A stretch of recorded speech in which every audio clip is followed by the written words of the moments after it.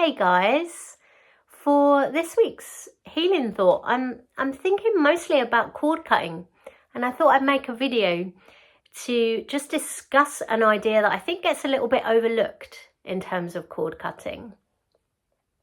Mostly the reason I'm thinking about this is because there's a cord cutting course coming up, Reiki cord cutting for Reiki 2 and above. It's on the 19th of October in Glastonbury, and if you're available and you want to come, there is still some space on that, so give me a shout. If you want to be waitlisted for future dates, the 2026 dates aren't out yet, then let me know and I will put you on the list. But here's the thing, cord cutting, we think about it as releasing attachments to the past, releasing attachments to things that are unhelpful for us, not necessarily negative, but certainly not helpful for where we are today. And that is what it is. We're finding these connections. It's this shamanic idea of everything that we put energy into. We are weaving a web of creation, and we are creating an attachment to those things. And some attachments are weak and fleeting and transient, and some we put a lot of energy and a lot of power into, and those end up becoming connections that perhaps hold us in a place we don't really want to be in later on. So when we cut those cords, we think about we're freeing ourselves from that thing in the past. The reason I like to do Reiki for it is because it is a physical cutting. We can feel it, our clients can feel it. So I always work with Reiki. It's the best way to restore the energy body. And as you look at it that way, okay, part of it is that we're identifying the unhelpful connection and we're cutting it away. And then we repair the energy body and we do that deep rebalancing and healing. And what energy source is better for that than Reiki? Nothing that I've ever found. But even once we have that energy body restoration, it's still only half the story. This is what I want you to think about today.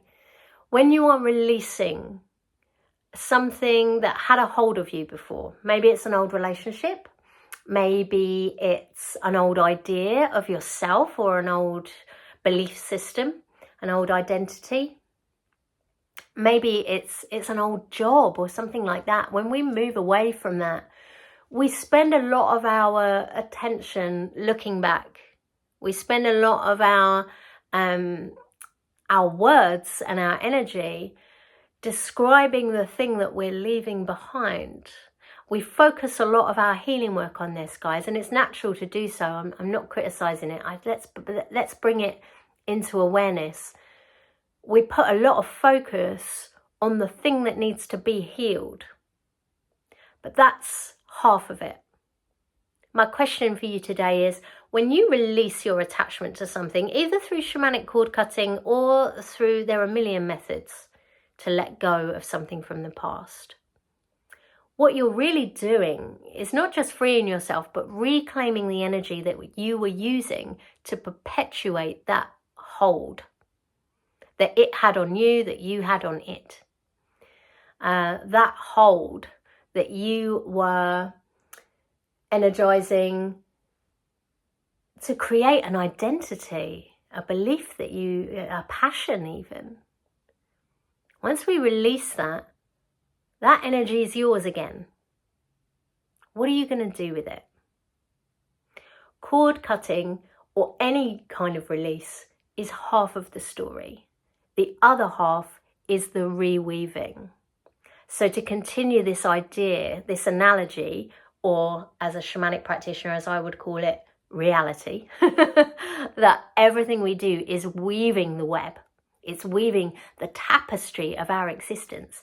If you cut the cord and cut off that pattern that you were weaving before,